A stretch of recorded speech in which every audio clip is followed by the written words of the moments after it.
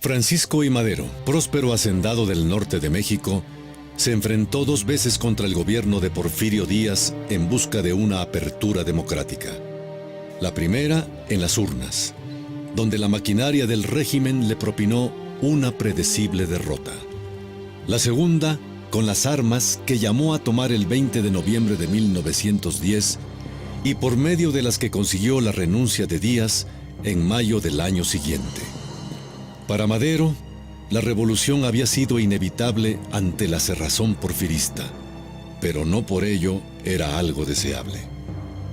En su afán de mantener la legalidad constitucional y con el disgusto de muchos de sus seguidores, para quienes la revolución debía significar una ruptura con el viejo régimen, Madero aceptó un periodo de gobierno interino hasta la realización de nuevas elecciones. En este periodo ambiguo, se incubaron muchos de los problemas que enfrentó más tarde el gobierno de Madero. Pero sobre todo, se acumularon los resentimientos que lo conducirían a su muerte y al inicio de una nueva etapa de la revolución.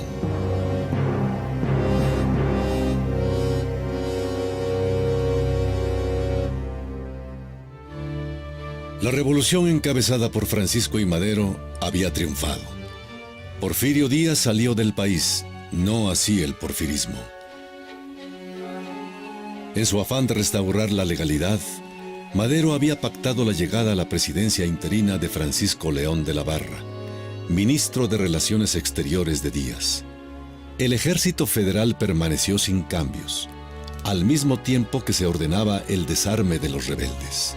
Los jefes revolucionarios no podían comprender aquella victoria que parecía derrota. Es evidente que en unas semanas más de lucha, el porfirismo habría sido barrido sin condiciones. Se hubiera ahorrado así el país todo el inquieto y peligroso periodo de interinato del señor de la Barra. Las elecciones se programaron para octubre de 1911. El general Bernardo Reyes, que antes había sido considerado como sucesor de Díaz, volvió del extranjero, reviviendo así las esperanzas entre los que añoraban el porfiriato. Reyes solicitó posponer los comicios. Al no lograrlo, partió hacia los Estados Unidos. Como en otras regiones del país, en el estado de Morelos, los hacendados y el gobierno de la Barra unieron sus fuerzas en contra del movimiento campesino. Para el presidente interino, Zapata y sus agricultores armados no eran más que bandidos. En Morelos, el problema del desarme y dispersión de las fuerzas revolucionarias encontró serias y graves dificultades, pues aunque en la apariencia aquellos hombres se manifestaban dispuestos a regresar pacíficamente a sus labores, primero de una manera oculta y más tarde en forma descubierta, adoptaron una actitud que bien pronto degeneró en un manifiesto movimiento de bandolerismo. La situación del país es muy mala. Tenemos más bien el gobierno de la fuerza bruta de las clases bajas, armadas con rifles, llenas de pasión, con ideas comunistas y llenas de odio contra las clases superiores. En muchos estados, las haciendas están en poder de los revoltosos. El ministro de Gobernación, Alberto García Granados, autorizó el envío de tropas para obligar a Emiliano Zapata a desmovilizarse. El 9 de agosto, mientras el líder campesino celebraba su boda, recibió la noticia de que 1000 hombres comandados por Victoriano Huerta habían entrado a Morelos. Era el comienzo de 3 semanas de guerra parcial en las que el gobierno pretendió ocupar militarmente el estado.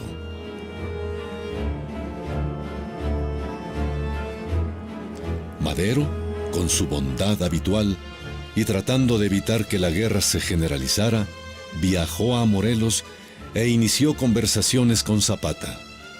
El guerrillero aceptó la desmovilización, preservando su escolta, pero insistía en la salida del ejército federal del estado y el nombramiento de un gobernador respetuoso de las demandas de los campesinos. Madero ofreció toda clase de garantías y la promesa de que una vez que llegara al poder, cumpliría lo ofrecido en el Plan de San Luis. A Francisco León de la Barra. Señor presidente, el desarme de los zapatistas es solo una farsa patrocinada por el señor Madero. El remedio que me permito indicar a usted con el mayor respeto y mi mejor buena fe es reducir al último extremo a Zapata hasta ahorcarlo o echarlo fuera del país.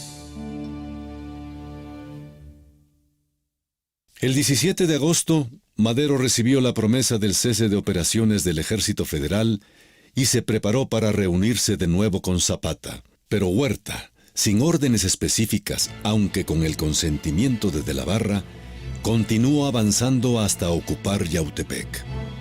Zapata, aún en busca de la paz, se retiró de la población. Los jefes zapatistas, inconformes, estuvieron a punto de rebelarse contra Emiliano.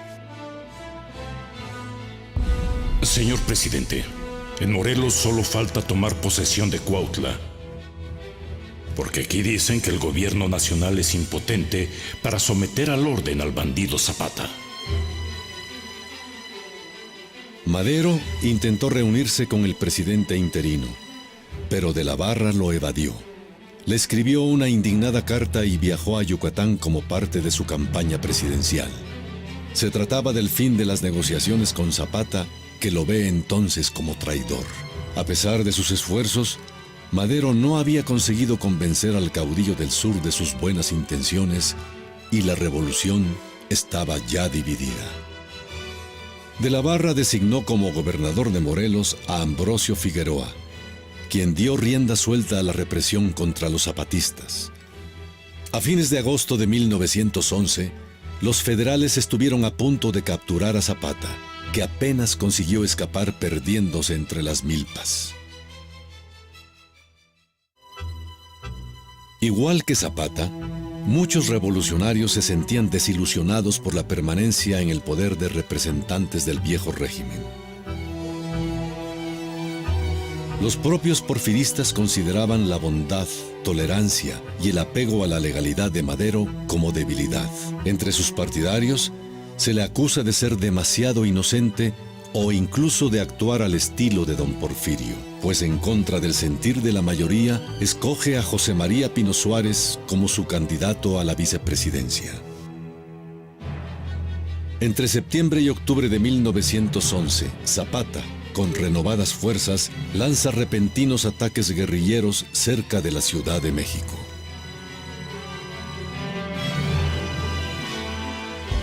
En su mayor parte, los pueblos están gangrenados con las ideas zapatistas y viviendo los bandoleros bajo el amparo de los vecinos, se hace muy difícil la eficaz persecución de ellos.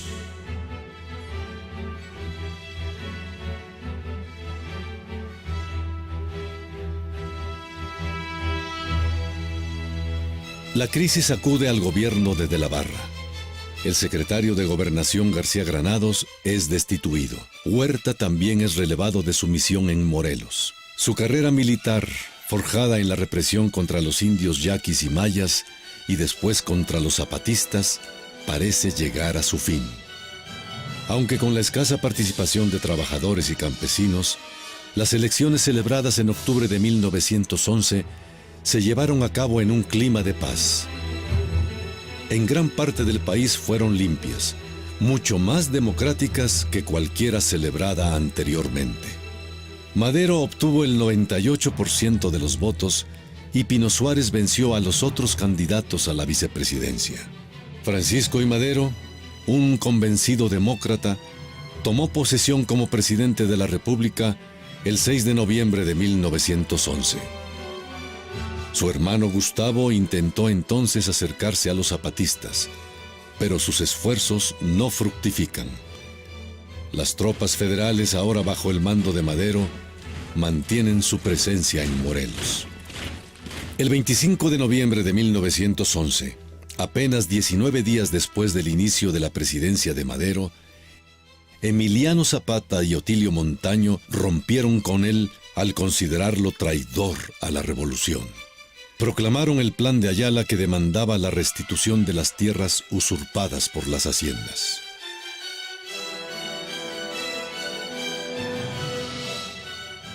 Díganle de mi parte al señor presidente que se vaya para La Habana, pues dentro de un mes estaré en México con 20,000 hombres y he de tener el gusto de llegar hasta Chapultepec y sacarlo de ahí para colgarlo de uno de los sabinos más altos del bosque. El país vivió con Madero el momento de mayor respeto a las libertades cívicas desde los tiempos de Benito Juárez y Sebastián Lerdo de Tejada. Sin embargo, nadie parecía apreciar verdaderamente esta libertad. Para los revolucionarios era insuficiente, para los porfiristas significaba libertinaje. El clima político comenzó a trastornarse muy pronto. En diciembre, el general Bernardo Reyes regresó al país y llamó sin éxito a tomar las armas contra Madero. Con su acostumbrada clemencia, Madero le perdonó la vida y lo encarceló en la prisión de Tlatelolco. En el norte, las indecisiones del gobierno maderista con respecto al reparto de tierras y la intriga de los terratenientes avivaban el descontento. En el estado de Chihuahua, Pascual Orozco lanzó el Plan de la Empacadora, que demandaba la destitución de Madero y Pino Suárez, mejores condiciones laborales y la nacionalización de los ferrocarriles. Además, reconocía la cuestión agraria como un problema fundamental. No creo en nada más que en el reparto de tierras que nos prometió Madero. Esperé 2, 3, 6 meses. Con dolor en el corazón reuní a mi vieja banda y en febrero de 1912 me hallaba de nuevo en el campo de batalla.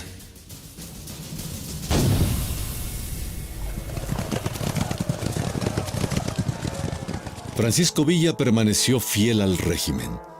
Sentía profundo respeto por un hombre honorable como era el gobernador de Chihuahua, Abraham González, y también lealtad personal hacia Madero, a quien debía su conversión de bandolero en revolucionario. Además, era evidente que grandes propietarios como Terrazas respaldaban la revuelta de Orozco. El problema surgió porque el gobernador Abraham González anunció una ley que fijaría impuestos progresivos a los grandes latifundios. Estas revoluciones son resultado de la intriga pura, respaldada por los hombres más ricos de Chihuahua. Al ver que la rebelión se convertía en un peligro para la estabilidad de su gobierno, Madero decidió poner al frente de la División del Norte a Victoriano Huerta, recientemente retirado de Morelos por sus excesos militares. Luego de varias encarnizadas batallas, las fuerzas federales lograron ocupar Chihuahua y Ciudad Juárez, restableciendo el gobierno de Abraham González. Pascual Orozco, derrotado, huyó hacia los Estados Unidos. Al general Victoriano Huerta. Espero que borre de su mente el recelo que me tiene, ya que los grandes servicios que ha prestado son estimados no solo por mí, sino por toda la nación. Mi estimado general, considero que usted ha servido bien a la patria y que disfruta de la estimación y la confianza de mis conciudadanos.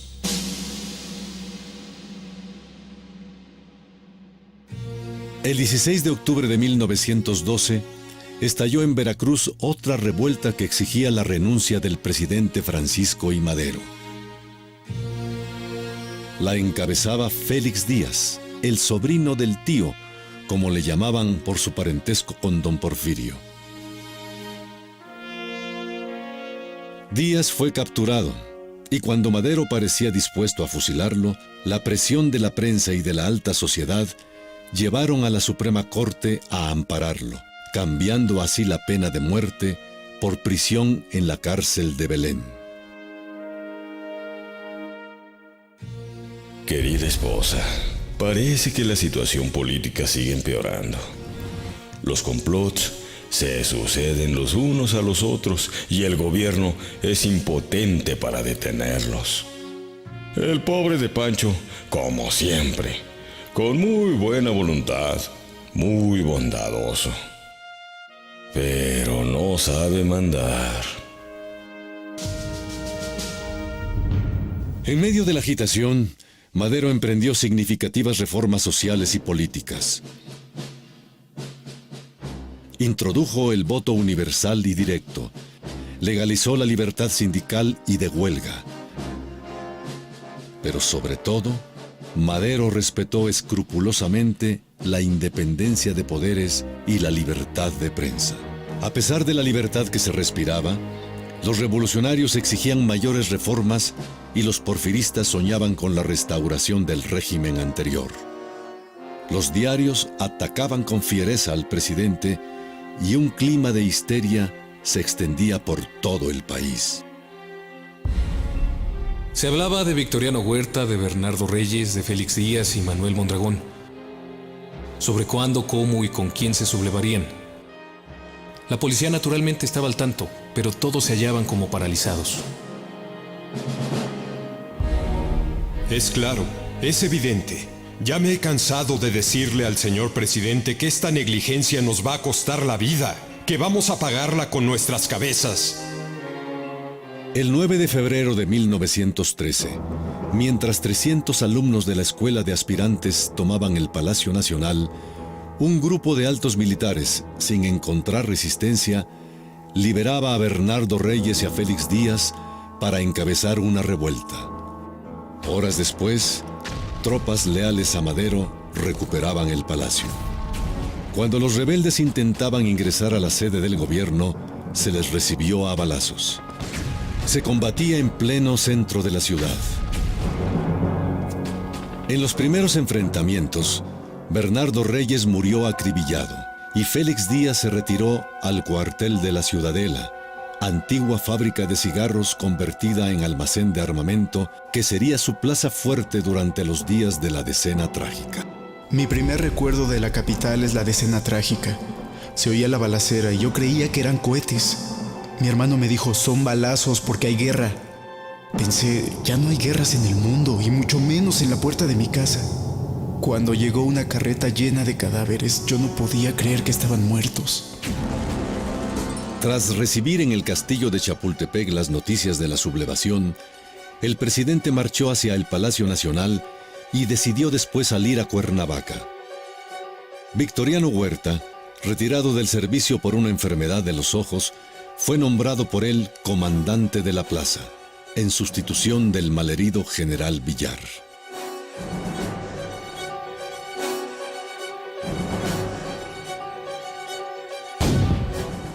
Pese a la resistencia de Félix Díaz y sus hombres, todo parecía indicar que la revuelta había sido un acto fallido y que los rebeldes pronto se rendirían ante las tropas leales al gobierno. Pero nada de esto sucedió, pues Huerta traiciona a Madero y pacta secretamente con Díaz. Así, mientras los comandantes de ambos bandos simulaban atacarse, en realidad se dedicaban a bombardear la ciudad sin ningún escrúpulo.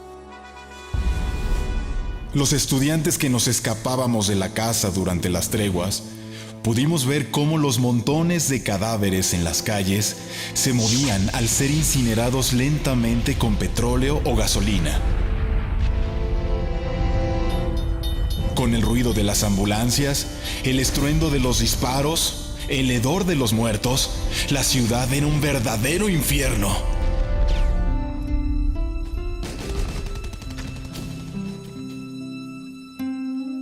10 días después, el silencio. Los líderes del cuartelazo reunidos en la Embajada de los Estados Unidos y en presencia del embajador Henry Lane Wilson, acordaron con Huerta que él sería el próximo presidente de México y Díaz su sucesor. Lo demás ya estaba decidido. El 19 de febrero, los traidores hicieron prisionero al presidente junto con uno de sus más leales colaboradores, el director del Colegio Militar, el general Felipe Ángeles. Gustavo, su hermano, había sido ya apresado también y entregado a la soldadesca. Gustavo Madero y el intendente Basó fueron llevados presos a la Ciudadela. Un desertor, Melgarejo, pinchó con la espada el único ojo hábil de Gustavo, produciéndole en el acto la ceguera. Gustavo, con el ojo bañado en sangre, anda a tientas, tropieza y vacila. Más de 20 bocas de fusil descargaron sobre el mártir agonizante. El 22 de febrero de 1913, cuando se simulaba su traslado de Palacio Nacional a la penitenciaría de Lecumberri, Francisco I. Madero y José María Pino Suárez fueron asesinados. Esa es la salvación de México. En adelante habrá paz, progreso y riqueza. El general Huerta me pidió consejos sobre qué sería bueno hacer con el presidente Madero, si mandarlo fuera del país a un manicomio. Le contesté que debería de hacer lo mejor que fuera para asegurar la paz en el país. Lleno de estupor, de indignación, leo la abominable noticia del asesinato de Madero y Pino Suárez. Madero en vida no hubiera causado los cataclismos que causará Madero ya muerto. Sus verdugos han puesto una bandera en su brazo que atravesará el sepulcro y se alzará. No ya verdugo, sino justiciero.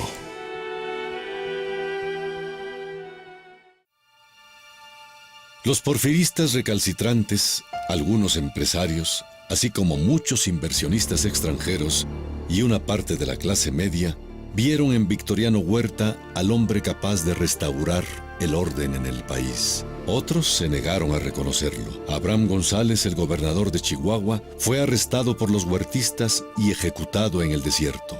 Igualmente se premió el oportunismo. Pascual Orozco fue nombrado general brigadier. No creo que nadie haya establecido un gobierno militar como el mío. Todos los mexicanos fueron militares. Los maestros de escuela, los empleados. Lo hice con el fin de obtener un gran contingente de fuerzas y también para someter a todos los que quisieran oponerse a mi política por medio de la disciplina militar. En el lejano norte, Venustiano Carranza, gobernador de Coahuila, inició su campaña militar contra el usurpador. Obtuvo del Congreso del Estado el mandato para sublevarse y al mando de las milicias estatales estableció su cuartel general en Monclova. El 21 de marzo, con un pequeño ejército, Carranza intentó sin éxito tomar la ciudad de Saltillo. Camino a su cuartel general, se redacta el Plan de Guadalupe, en el que se le nombra primer jefe del ejército constitucionalista. Su mayor dificultad consistió en convencer a los revolucionarios que lo fundamental era la caída de Huerta, la restauración democrática y la vigencia de la Constitución de 1857, y que sólo entonces podría hablarse de las reformas sociales que el país necesitaba. ¿Quieren ustedes que la guerra dure 2 años o 5? La guerra será más breve mientras menos resistencia haya que vencer. Hay que acabar primero con el gobierno usurpador y luego atacar los problemas. Carranza se dirige a Hermosillo, Sonora, pero en lugar de pasar la frontera y de ahí realizar un cómodo viaje en tren, prefiere, por dignidad, emprender una fatigosa marcha de más de 2 meses a través de la Sierra Madre para reunirse el 18 de septiembre de 1913 con los rebeldes sonorenses. Igual que en Coahuila, las fuerzas militares en Sonora no eran federales sino estatales. Para mediados del verano sumaban 6,000 hombres disciplinados y bien armados. Todos los que andamos en este asunto lo hacemos por vengar la muerte del señor Madero. Aquí no tenemos agraristas, a Dios gracias, ni consentimos huelgas. Y si no, ahí está Calles en la frontera, que es azote de los obreros levantiscos. Los sonorenses, al mando de Álvaro Obregón, controlaban todo el estado, con excepción del puerto de Guaymas. Aunque se trata de un punto vital para el abastecimiento de las tropas federales, no cayó en manos de los revolucionarios. La estrategia del astuto general Obregón, que provocaba al enemigo para sacarlo de su base y luego lo atacaba en terreno elegido, desgastó fuertemente a los huertistas, impidiéndoles detener la marcha de los rebeldes hacia el sur. En el otoño de 1913, Carranza estableció su gobierno en Sonora. El único militar de carrera que lo acompañaba era el general hidalguense Felipe Ángeles, quien había servido a Madero en la campaña contra los zapatistas y durante la Decena Trágica. Para disgusto de muchos norteños, Ángeles es nombrado secretario de guerra. Mientras los disciplinados constitucionalistas afianzaban su dominio en el noroeste, se les presentaba el problema de unificar a los innumerables movimientos que estallaban en todo el país. A un ranchero liberal como Carranza, le resultaba difícil comprender las complejas corrientes revolucionarias surgidas desde los márgenes de la sociedad, como la de Villa, o provenientes de un pasado mítico como la que conducía Zapata. Aunque los constitucionalistas compartían el ideal de un Estado de Derecho por el que había luchado Madero, eran mucho más prácticos. Su objetivo era deponer a Huerta y no harían concesiones. En Chihuahua, perdido el liderazgo del traidor Orozco, ocupó su lugar Francisco Villa. Lo empujaba a la lucha su lealtad a Madero, el deseo de venganza por el asesinato de Abraham González y el odio hacia Huerta, no solo por esas dos muertes, sino por haber estado a punto de fusilarlo en 1912.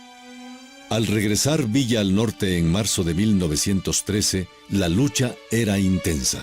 Maclovio Herrera había tomado Santa Rosalía, Manuel Chao aterrorizaba Parral, Ortega amenazaba a Ojinaga.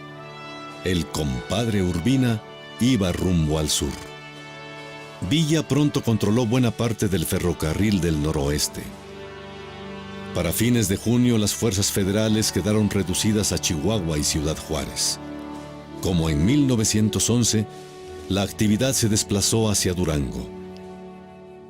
En julio, el general Tomás Urbina encabezó la campaña y tomó la capital del estado.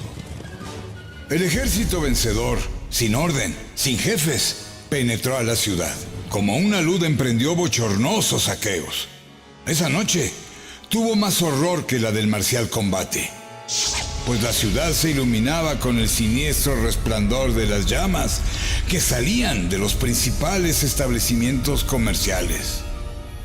En agosto, los grupos rebeldes de la zona comenzaron a unificarse bajo el liderazgo de Villa para conformar la legendaria División del Norte. La disciplina de sus tropas, el reparto de alimentos, su creciente fama y su innegable carisma atrajeron a miles de sublevados. El general Villa era inculto, no lo niego, pero era un hombre de una inteligencia que sentía el pueblo, cosa que Venustiano Carranza no podía saber. Emiliano Zapata sentía al campesino, pero el general Villa sentía a todos. En septiembre, Pancho Villa emprendió desde Chihuahua la marcha hacia el sur con 2,000 hombres para atacar Torreón. Los rebeldes tomaron la ciudad el 1 de octubre. No pude evitar contrastar la completa desolación de Durango con las escasas huellas de violencia en Torreón. Varias tiendas fueron saqueadas, pero pronto el general Villa y otros jefes pusieron el alto.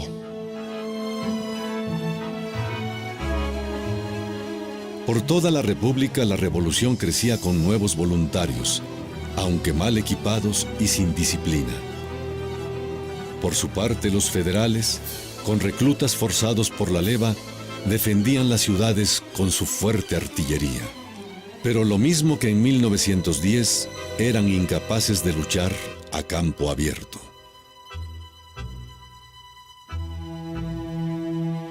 En 1911, la lucha agraria zapatista había trascendido Morelos, extendiéndose a Puebla, Tlaxcala, Guerrero y al Estado de México. El 30 de mayo, Zapata reunió a varios jefes guerrilleros y publicó un plan de Ayala revisado y más radical en sus exigencias agrarias, en el que Huerta es llamado usurpador. Yo no lucho por ambiciones bastardas. Lucho por librar a mi pueblo de la esclavitud y mejorar su condición tan miserable. y lucho en general por el engrandecimiento de mi patria. Ahí está la razón de por qué no reconocemos a ningún gobierno que no garantice el triunfo de nuestra causa.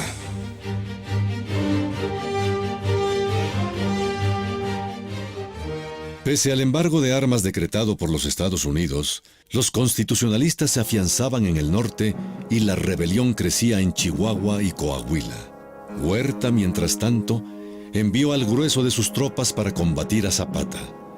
Lo hizo en contra de la opinión de su gabinete, que consideraba a Carranza un rival más peligroso. En abril de 1913, el general Juvencio Robles fue restituido como jefe de operaciones del Ejército Federal en Morelos. El terror llegó con la odiosa leva, la quema de pueblos y las ejecuciones masivas. Creo que ahora es difícil que Emiliano entre en negociaciones. De los 2,000 que el general Robles ha consignado, apenas y habrá 6 que verdaderamente sean zapatistas. Todos son gente pacífica. Mientras Robles esté al mando de las operaciones en Morelos, el zapatismo aumentará.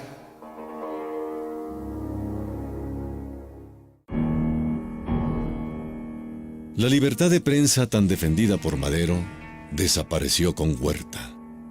Las legislaturas federales y locales fueron sometidas.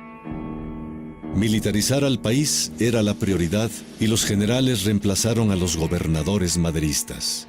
Huerta no sabía de conciliaciones. Para él, la paz consistía en exterminar al enemigo.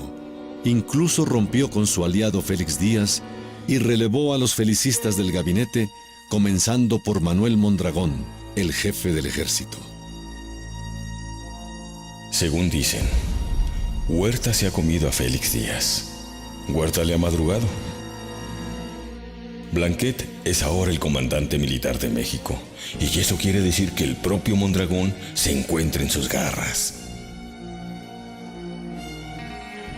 ¿No ve usted claro que Félix no es gallo para lidiar con ese indio lleno de mañas?, me dijo el diputado Fuentes.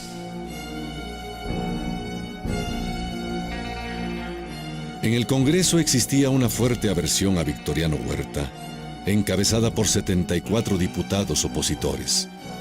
Huerta disolvió la Cámara de Diputados y envió a sus enemigos a la cárcel, al destierro o, como sucedió con el legislador yucateco Serapio Rendón, a la muerte. El valiente senador chiapaneco Belisario Domínguez se atrevió a decir que las promesas de paz de Huerta eran espurias. 2 semanas después, una banda encabezada por el hijo del usurpador lo secuestró y asesinó. Los grupos felicistas, renovadores y liberales del Congreso se reunieron para investigar el asesinato del senador y las desapariciones de otros congresistas. Se les acusó entonces de conspiradores. El secretario de Gobernación, Garza Aldape, sostenía que tenían que ser llevados todos los diputados a la penitenciaría. Fue el general Huerta quien acordó detener solo a los más hostiles al gobierno. Garza Aldape, con la policía, procedió a disolver las cámaras, enviando 110 diputados a la cárcel. Cuando Huerta aplazó las elecciones, Estados Unidos le retiró su virtual reconocimiento. El presidente Wilson propuso un armisticio y elecciones sin la participación de Huerta. El 26 de octubre de 1913, en medio de la apatía y la resignación, y sin el visto bueno estadounidense, se celebraron las elecciones presidenciales y legislativas. Huerta y el general Blanquet, su candidato a la vicepresidencia, resultaron vencedores. Pero menos de la mitad de los distritos electorales entregaron resultados, y las elecciones presidenciales tuvieron que ser anuladas, fijándose otras para julio de 1914. Huerta no logró elegirse como presidente constitucional, pero había acabado arbitrariamente con los partidos de oposición y formado una legislatura auténticamente suya.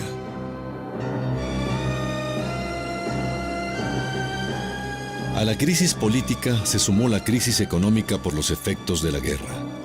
El país estaba trastornado por la destrucción de las vías férreas y muchos estados en manos de los revolucionarios ya no contribuían al erario nacional.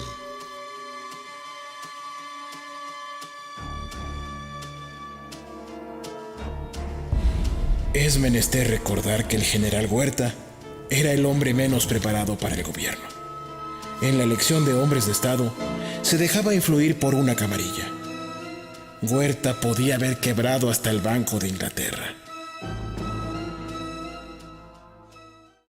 Francisco Villa logró atraer a su ejército a algunos de los más destacados maderistas. Entre ellos estaban Felipe Ángeles y el propio Raúl Madero, hermano del presidente asesinado. En octubre de 1913, Villa abandonó la región de La Laguna rumbo al norte con un ejército de 5,000 hombres. Su primer intento por tomar Chihuahua fracasó, pero obtuvo otra gran victoria gracias a su agudeza. Detuvo un tren, vació su cargamento de carbón y lo llenó con 2,000 hombres armados. Por cada estación que pasaba, obligó a los telegrafistas a informar que las vías estaban cortadas y que el tren debía regresar a Ciudad Juárez, uno de los bastiones del Ejército Federal. Poco después, las 2 de la mañana, un tren de carga entró en los patios y de él surgieron cientos de rebeldes. No se disparó un solo tiro hasta que los villistas penetraron el corazón mismo de Ciudad Juárez. Tomada por sorpresa, la guarnición federal opuso escasa resistencia.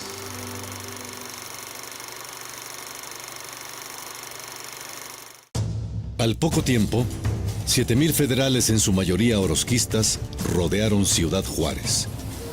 Villa, en inferioridad de fuerzas, los derrotó en Tierra Blanca.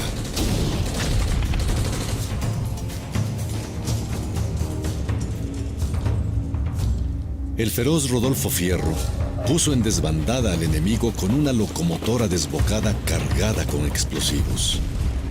Los villistas capturaron un rico arsenal y el paso franco a la ciudad de Chihuahua, la capital del estado. Durante 4 semanas, Pancho Villa se desempeñó como gobernador del estado de Chihuahua. Su gobierno confiscó haciendas y propiedades urbanas, creó escuelas y protegió a viudas y a huérfanos de la guerra. Pero el gobierno de Villa se empañó con las frecuentes expresiones de crueldad de él y los suyos. Rodolfo Fierro, a quien la tropa apodaba el Carnicero, asesinó a mansalva a William Benton, un ranchero inglés. En 2 semanas mató a sangre fría a 15 indefensos ciudadanos más. Villa le perdonaba todo. En enero de 1914, los villistas tomaron Ojinaga, último reducto de las tropas federales. La frontera norte quedaba totalmente en manos de los rebeldes.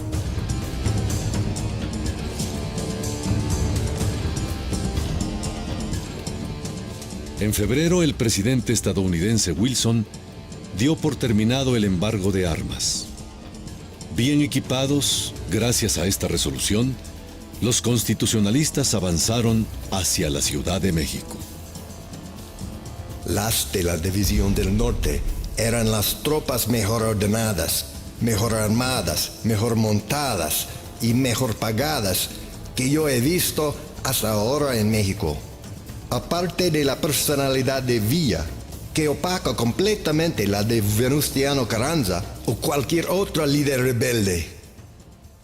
En la región de La Laguna, el ejército federal con cerca de 10,000 efectivos se fortificó en espera de las famosas cargas de caballería de la División del Norte. Los huertistas consideraban que una victoria sobre Villa cambiaría a su favor el curso de la guerra. Pero la nueva estrategia de golpear sin tregua con la artillería de Felipe Ángeles y atacar por las noches con la infantería somete a un continuo desgaste a los federales, que terminaron por ser desalojados. Es un golpe mortal al ejército del usurpador. En octubre y noviembre de 1913, Álvaro Obregón tomó Sinaloa y avanzó hacia Nayarit. A comienzos de mayo de 1914, tomó Acaponeta y Tepic y continuó hacia Jalisco. En el sur, los zapatistas se extendían ya hasta la costa de Guerrero. En marzo de 1914, Zapata, con un ejército de 5,000 efectivos, tomó la ciudad de Chilpancingo, capital del estado. Con el pretexto del arresto injustificado de la tripulación de un barco estadounidense en Tampico, la mañana del 21 de abril los marines invadieron Veracruz. Voluntarios y cadetes se enfrentaron a ellos. Entre los mexicanos hubo 200 muertos y 300 heridos. Carranza condenó la invasión como un atropello a la soberanía nacional. Villa la consideraba un certero golpe a Huerta. Las diferencias no impidieron que Villa mantuviera por entonces su reconocimiento a Carranza como primer jefe de la revolución. El 23 de junio, la División del Norte, con más de 20,000 hombres y una formidable artillería, lanza un ataque total contra la ciudad de Zacatecas. Mueren en ella 6,000 federales, en la que será la derrota más costosa para el ejército de Victoriano Huerta. No los veíamos caer, pero lo adivinábamos. Lo confieso sin rubor. Los veía aniquilar en el colmo del regocijo porque veía las cosas desde el punto de vista artístico, del éxito de la labor hecha, de la obra maestra terminada. Y mandé decir al general Villa: «Ya ganamos, mi general». La revolución avanzaba incontenible en sus victorias. Carranza, receloso del jefe de la División del Norte, impidió el avance de Villa hacia la capital, negándole carbón para sus trenes. El camino quedaba libre para Obregón. Al verse perdido, Huerta renunció y salió del país. Después de complicadas negociaciones, el 3 de agosto de 1914, los representantes del Ejército Federal, que aún contaba con 30,000 hombres, firmaban la rendición incondicional con Obregón en Teoloyucan, a las puertas de la Ciudad de México. Días después, el ejército constitucionalista encabezado por Álvaro Obregón hizo su entrada triunfal a la capital del país. Una vez más, como en tiempos de Madero, una revolución victoriosa llegaba a la capital. Pero no era aquel el final de la guerra, sino apenas el prólogo de su etapa más cruenta.